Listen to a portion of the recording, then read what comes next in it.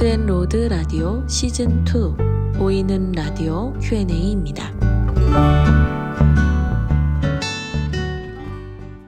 네, 목사님의 말씀을 들으면서 또 이제 거룩한 빛 광성교회 특징 중에 하나가 또 평신도 중심의 교회라는 특징이 있는데, 요즘 보면 이제 교회들마다 평신도 중심으로 가야 된다 이런 이야기를 많이 하는데, 특별히 개척하시는 분들에게는 그럼 이 평신도들과 어떻게 조화를 이루고, 특별히 이제 평신도들은 어떤 모습으로 교회를 섬기는 것이 교회를 건강하게 세워가는 거고, 도대체 이 평신도 중심이라는 게 과연 어떤 의미인지를 한번 좀 알려주시면. 네. 평신도 중심 사역이라고 하는 것은 우리가 구교에 대항해서 고치고 새로 나온 프로테스탄트 개신교 아닙니까? 네. 개신교가 뭘 표방하고 나왔느냐 하면 만인 제사장설을 표방하고 나온 거예요. 네. 그러면 구교 천주교는 뭐냐? 그것은 계급주의예요. 사제 집단과 평신도 집단을 정확하게 나누어요. 네. 그래서 조직신학에 이런 항목이 있어요. 조직신학에 가르치는 교회와 배우는 교회. 가르치는 교회는 신부, 신자는 배우는 교회예요. 엄격하게 나눠요. 네. 그래서 그들은 굉장히 사제를, 신부님들 존경하죠. 근데 우리는 그거 아니에요. 우리는 너나 나나 다 같은 왕 같은 제사장이라고 하는, 정확하게 베드로전서 2장 9절, 그 다음에 마태복음 27장 51절. 그래서 예수님이 십자가에 달려 돌아가실 때 장막에 휘장이 위에서부터 아래로 찢어지잖아요. 네. 그건 하나님이 찢었다는 거예요. 히브리서 10장 20절. 그건 뭐냐 하면 새롭고 살 길이 됐다 그러잖아요. 그러니까 휘장은 예수님의 몸이다. 네. 그것은 우리에게 뭐가 됐다고요? 새로운 살 길이 되었다. 그 길로 우리가 아버지라 부르며 들어가서 하나님을 직접 아버지로 직고하는 거죠. 네. 천주교는 직접 못하잖아요. 네. 어떻게 해요? 제사장에게 바로 신부에게 고해성사해야 되잖아요. 네. 이게 우리가 평신도 중심 사역을 하려면 목사들이 계급을 떼야 돼요. 근데 이게 우리가 벌써 딱 계급장 달고 나오거든? 평신도 사역 못해요. 그것은 영적인 능력을 가져야 되는 거지. 네. 어깨에 힘을 주고 목을 힘주면 그 이제 목 디스크만 오지 평신도 중심 사역은 절대 못해요. 네. 그러기 때문에 그런 아주 기본 인식을 어디에서도 듣고 배우지를 못하고 지금 목사들 되는 거예요. 계급장 떼라. 그래서 평신도 중심 사역의 반대말은 바로 목회자 중심 사역이에요. 그러니까 왜 평신도 중심 사역을 못하느냐? 목회자 중심 사역을 하게 되는 거예요. 자, 우리 교회도 73명까지 교역자가 있었어요. 전도사, 교육전도사까지. 네. 엄청난 교역자가 있었는데 그게 앞에서 끌지 말아야 해요.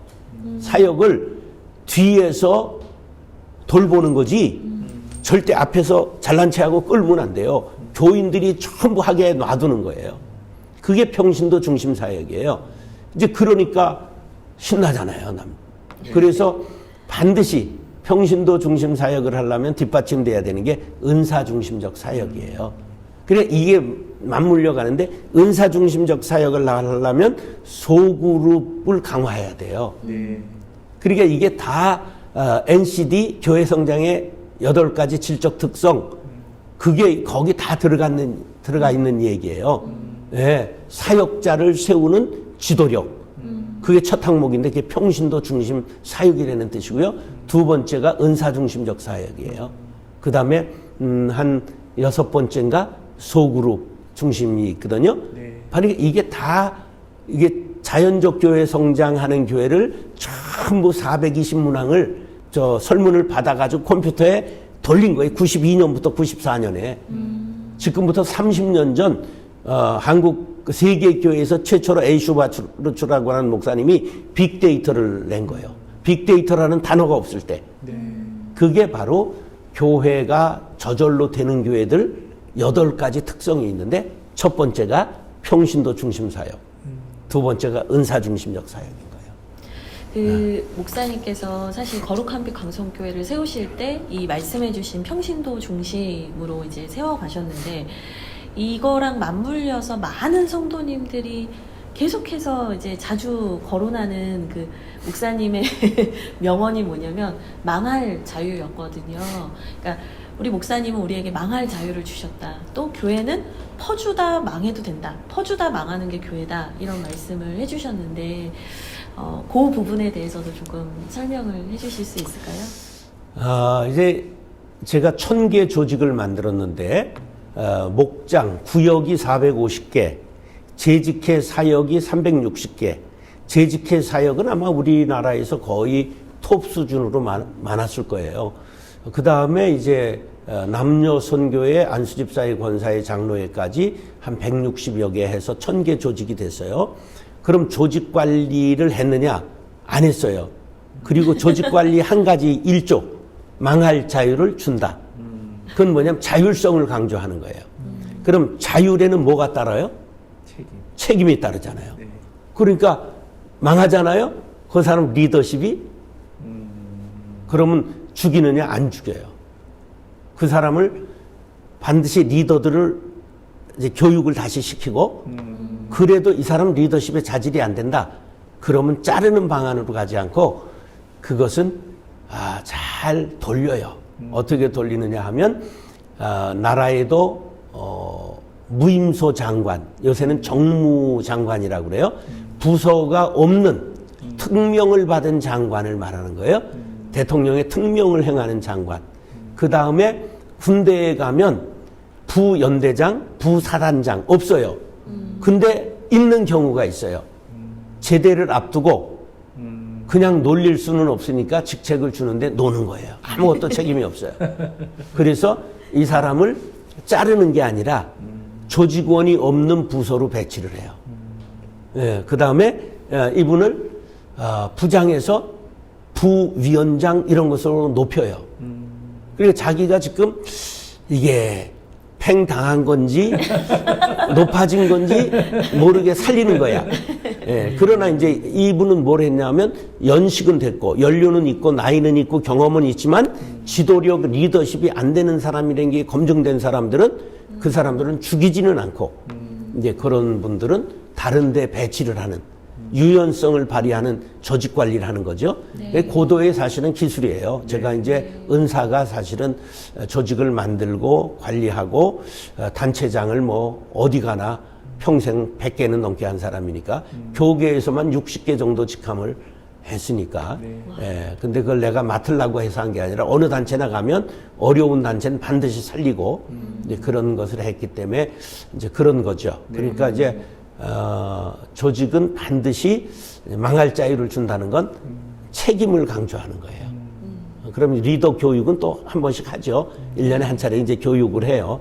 회의법도 하고 이런 걸 해요. 그 다음에 이제 중요한 게 뭐냐면 주다가 망해도 성공이다. 그거는 이제 교회 정신을 말하는 건데 제일 중요한 스피릿이 뭐냐면 교회는 돈이 있으면 망하는 거고 빚이 없으면 일 안 하는 거예요. 경영학에 빚도 자산이다라는 말이 있어요. 이거 아는 사람이 좀 드물더라고. 예, 그러니까 빚을 많이 쓰면 빚 가운데로 나갑니다. 네. 그래서 물론 참 위험도 있어요. 네. 그러나 예산 대비 200%까지는 안전합니다. 교회가 돌아가기만 하면 예산 대비 200% 안전합니다. 저는 얼마까지 썼느냐? 예산 100억 할 때 325억 빚을 썼고 이자만 1년에 20%를 냈습니다. 20억을 6% 시대에. 근데 너무 이자를 잘 내가지고 이순우라고 하는 우리은행 행장 지주회상 회장이 찾아와서 네. 1,000만 원 저에게 우리 복지재단에 헌금하고 도네이션하고 사진 찍고 갔어요. 얼마나 많은 수행원이 오느냐면 10명. 서울 이 경기 북부 책임자. 일산 지점장은 저 뒤에 서 있고요. 비디오맨, 카메라맨, 비서 뭐 수행들이 쫙 따라서 내 방에서 사진 찍고. 그러니까 지금 기성교회의 장로님들은 빚 없는 걸 자랑하는데 그건 거의 쪼답니다. 일 안 한다는 증거거든요. 그러니까 100%는 빚이 아닙니다. 교회는 헌금이 들어오는데 100%는 빚이 아니에요. 네. 먼저 당겨서 쓴 것뿐이지. 그런데 문제가 생기면 100%도 큰 빚이 생기죠. 싸움이 나면. 네. 그러니까 교회가 평안하면 200%까지는 안전하다. 이제 그런 이 거. 목사님 말씀해 주신 거에서 핵심적인 게 그런 것 같아요. 사람을 살리고 사람을 키우는 것이 참 중요하다. 그 가운데서 좀 더 적극적으로 과감하게 사역할 필요도 있고 또 누군가에게 기회를 계속해서 주는 거 그게 결코 손해나 실패가 아니라는 말씀이 참 기억에 남습니다. 네, 그리고 뭐 목사님께서 마지막에 이제 거룩한 빛 광성교회 있을 때 분립개척을 준비하시고 실제로 거룩한 빛 운정교회를 분립하셨던 걸로 알고 있는데 그때 그렇게 하셨던 이유와 그걸 통해서 또 이제 교회가 이제 분립개척을 통해서 또 성도님들을 또 이렇게 키워나가는 과정에서 교회와 또 떠나가는 분들의 이런 관계들까지도 했을 때 이 분립을 통해서 교회가 건강해진다는 걸 이제 보여주고자 하셨던 게 아닌가 생각이 드는데 또 그때 어떤 마음으로 진행하셨는지. 예, 이제 280번째 들어오고 망한 교회를 사가지고 개척을 했기 때문에 우리 교회를 1.5km 중심하고 콤파스를 돌리니까 150개 교회가 있어요. 왜냐하면 신도시에는 이 미국에서 건축을 배운 분이 여자분이 이걸 설계를 했는데 미국식으로 그 단지 하나에 종교부지 하나를 했어요. 네. 그러면 이제 그 단지마다 교회가 둘이 돼요. 왜냐하면 종교부지와 상가에 하나 들어가니까. 그래서 되는데 우린 단독택지 지역이었어요. 그러니까 단독택지 지역은 이제 집에도 교회가 생기고 상가도 쭉 교회가 생기니까 우리 교회를 주변으로 쭉 돌리니까 400m 지점에 1,500명 교회. 그 다음 600m 지점에 일산에서 제일 큰 3,000명이 넘는 교회 그때. 그 다음에 1.5m에 유영모 목사가 1,500명. 그 다음에 2km에 승리교회 진익은 목사 한 1,500명. 그 다음 1km 뒤쪽으로 든든한 교회 1,200명. 교회들이 큰 교회가 전부 포진해 있어요. 네. 그리고 이게 이제 작은 교회들 다 합하면 150개 교회가 있어요. 근데 어떻게 부흥을 생각하겠어요? 그러니까 부흥 이런 거 전혀 생각을 안 했는데 왜 내가 부흥을 했는가 생각하니까 아까 얘기했죠. 제가 성격적으로 선제적 대응을 해요. 돌파력이 있어요. 일에. 제가 일의 은사가 있어요. 해결의 은사가 있어요. 그러니까 자꾸만 이걸 돌파를 한 거야. 그러니까 땅을 또 사고 건물을 사고 땅 사고 뭐 이래가지고 근데 이전을 교인들의 뜻을 따라서 이전을 했어요. 그 땅을 저는 우리 정발산동에서 개척했을 때 거기서 복을 받았어요. 300석짜리 지하에 300석이 있는 교회인데 그거를 지은 분은 40명 모아고 실패해서 팔고 간 거예요. 근데 그걸 사가지고 그 지하 300석짜리에서 2,450명까지 출석을 했어요. 난리가 난 거죠. 동네가 막 난리가 나요. 주일이면. 그래서 난 거기서 복을 받았기 때문에 그 동네에 옆에 325평을 샀어요. 그래서 이제 거기다가 주차장을 쓰고 있으면서 지하 5층, 지상 5층 지을 수 있는 동네이기 때문에 그렇게 하려고 준비를 하고 있었는데 장로님들이 땅을 세고 저 멀리 보고 오신 거예요. 근데 나는 여기가 좋으니까 이제 갈 마음이 별로 없는데 거기를 자꾸만 권하니까 새벽 기도 마치고 당회를 야외에 추운 1월에 거기 가서 했어요. 이산지를 내게 주셔서. 근데 전부 찬성하는 거예요. 나만 빼놓고. 그래서 장로님들이 하자 그러면 하겠습니다. 그 비포장도로였어요. 그 교회 앞이. 그랬는데 그게 복이 된 거예요. 왜냐하면 우리가 사고 나서 6개월 만에 운정이 발표됐어요. 그러니까 한 3년 후에 운정이 들어오기 시작한 거죠. 우리 짓고 나서. 네. 그러니까 지금도 아직도 짓고 있잖아요. 삼지구를 운정. 네. 그러니까 이게 뭐 복이 된 건데 그래서 처음부터 크게 할 마음이 있었던 게 아니고 하나님이 크게 하신 거예요. 전도 행사를 한 번도 안 했다니까. 네. 그리고 교회 주보에 등록이 한 5만 명 됐고요. 그 신방 가면 또 들어오는 그 가족들이 했잖아요. 한 6만 명 등록했어요. 실제로. 그러니까 이런 기적이 없는데 이제 점점 3년 반 만에 주사랑 교회를 분립했어요. 40가정 가가지고. 거기도 2,500명 모이는 교회 됐죠. 첫 교회가. 그래서 이제 계속 해마다 해가지고 분립을 하는데, 46억에 하늘빛 광성교회가 일산 명성교회 옛자리를 사달라고 그래서 사가지고 800석이에요. 그러니까 500명 모집을 한 달 했는데 171명밖에 안 가는 거예요. 그러니까 이제 이거 이래서는 안 되겠구나. 그래서 60교회로 자를 계획을 했어요. 왜냐면 그때 18,000명이었어요. 재적교인이. 300명씩을 이거 다 잘라야 되겠다. 근데 아무리 계획을 해봐도 60명의 목사님을 만들어내는 게 내가 교육적인 사람은 아니에요. 비전 제시하고 끌고 가는 형이지 교육을 차근차근 하는 형이 아니기 때문에 60명 목사를 만들어낼 방법이 없더라고.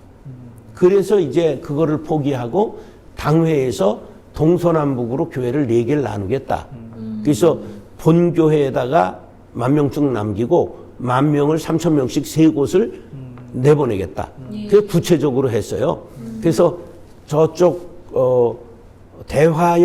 대화마을 쪽에 하나, 그 다음에 운정에 하나, 그 다음에 저쪽 백석 저 아래쪽으로 해서 저쪽 덕양구 쪽을 커버하고 백석마을 쪽을 커버해서 그렇게 3개를 더 분립하기 위해서 구체적으로 건물이나 땅을 찾았어요. 찾은 곳도 있고요. 근데 이제 문제가 된 게 우리 교회가 간다는 소문이 나면 지역 교회들이 곤란하다. 광성교회가 오면 우리 망한다. 이게 남에게 또 피해를 주는구나. 그래가지고 결정적으로 운정에 100억을 지은 교회가 부도가 나서 60억에 살 수 있게 됐어요. 그런데 그 옆에 있는 교회의 목사님이 안 됩니다. 바로 50m밖에 안 돼요. 근데 이 70명 되는 교회인가 그런데 그 우리 교단 교회를 아프게 하고 할 수는 없잖아요. 너무 좋은 교회인데 900석짜리 교회인데 그래서 당회를 열어서 이건 이제 안 되는 일이니 앞으로는 종교 부지를 찾읍시다. 근데 기적과 같이 운정 2지구에 종교 부지를 샀던 교회가 2년 만에 반납했어요. 못 짓고. 그게 재경매 나온 거야. 입찰에 나온 걸 우리가 받은 거예요. 35억에. 그러니까 110억이 들어갔지, 짓는 것까지. 근데 110억 들어간 교회를 몇 명 보내가지고는 안 되잖아요. 800석인데 본당이. 그래가지고 이제 기도하는 가운데 과감하게 해야 되겠다. 그래서 세교구 4,512명을, 왜냐면 시간적으로 내가 한 교 더 하려고 그랬거든, 운정 3지구에. 그러니까 이제 시간적으로 많이 자를 수 있는 기회가 없으니까 이게 많이 잘라야 되겠다 이렇게 생각해서 4,512명 3개 교구를 잘랐어요. 그랬더니 한 교구는 본교회가 더 가까운 거예요. 이거 3km밖에 안 되니까 한 교회는 이쪽이 더 가까워요. 본교회가. 그러니까 간다 안 간다 말들이 많잖아. 그래서 내가 간다. 그리고 가가지고 5개월 만에 담임 뽑아놓고 이쪽 저쪽 다 그만둔 거예요. 그래서 사실은 운정 3지구에 종교부지가 나와 있기 때문에 내가 벽에 붙여놓고 기도하고 있었어요. 15개가 있었어요.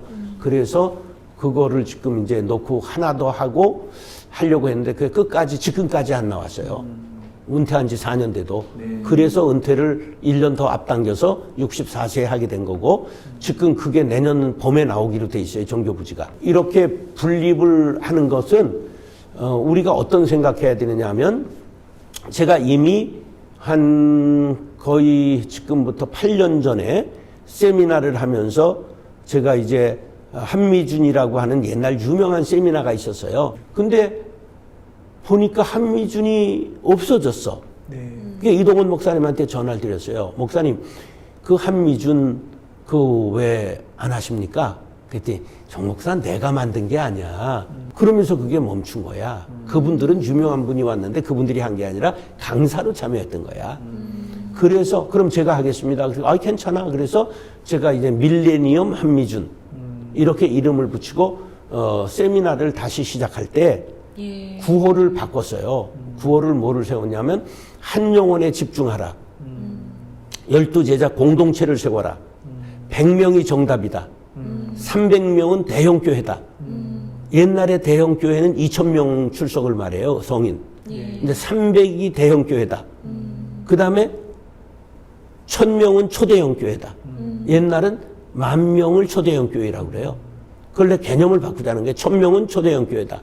여섯 번째 구호가 1,000명 이상은 분립하라, 분립하라, 분립하라. 이걸 내가 구호를 만든 거예요. 그러니까 패러다임 시프트를 해야 된다는 거야. 네. 우리 신학교를 나오는 사람이 한 영혼에 천착해야 되는 거야. 한 영혼을 귀중하게 여길 줄 알아야 되는 거예요. 그리고 12제자 공동체를 가르칠 수 있는 소그룹 성경 공부 방법론을 배우고 나와야 되는 거야. 네. 그 다음에 100명이 정상인 걸 알아야 돼요. 지금 우리나라 출석 평균 100명 하는 교회가 얼마인 줄 알아요? 30%. 100명 출석하는 교회가 30%, 예. 50명 70%에 들어가요. 그 다음에 나머지는 50명 미와 완전 미자립이에요. 네. 이 사정들을 모르는 거예요. 필드를 몰라 사람들이. 큰 교회는 큰 교회라서 모르고 신학생은 신학생이라고 돼서 모르고 아무도 지나가면서 이걸 조사하고 생각하고 통계를 보질 않았기 때문에 그래요. 정확해요. 네. 그리고 얼마나 어려우냐. 제가 15년 동안 작은 교회만 관리하게 하고 157개 교회를 15년 돌봤어요. 고양시 파주시에. 예.